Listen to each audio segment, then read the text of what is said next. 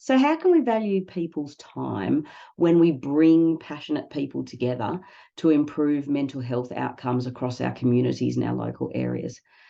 This is such an important topic for discussion because I think far too often passionate people put their hand up for things and go to meetings and come away frustrated that their time hasn't been valued and they've come away feeling like nothing has really been achieved.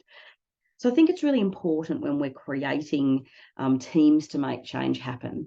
We're often engaging passionate people. Now, these passionate people are often the change makers. They're often the people with incredible ideas who are great at coming up with solutions in their own associations and their own workplaces. And they perhaps just need someone to bring them together, to put their heads together to make solutions happen. But the thing is that these people, because they are the passionate people and the change makers, they often had limited time. So when they do give up their time to join things, they want it to be valuable. They want to feel that they've contributed to something worthy, and they want to come away with a sense of achievement.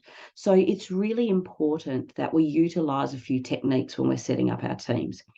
First and foremost, we need to think about it and plan it well, because our first few initial meetings can really set the tone for what it's going to be like.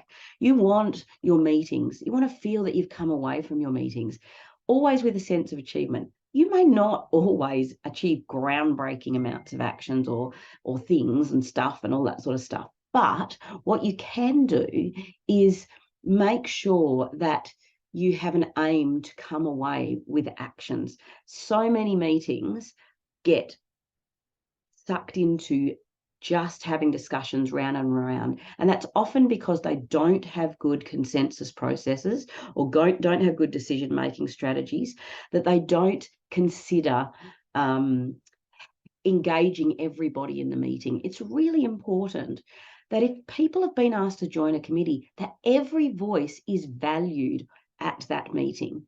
Now, that means providing a variety of ways to get feedback and input on things. It's not always about just stating the topic or stating the question and then getting feedback, because not everybody responds well to that model. And you may have people on your team that aren't that particularly outspoken, but that doesn't mean they don't have great ideas. I'm someone who loves to talk, as I'm sure many of you may have noticed. But the thing is, I've become very acutely aware that it's my job to ensure, if I'm running a meeting, that all those people that are at that meeting feel that their opinion is valuable, because otherwise, why are they on that team? Okay, so it's really important to consider that.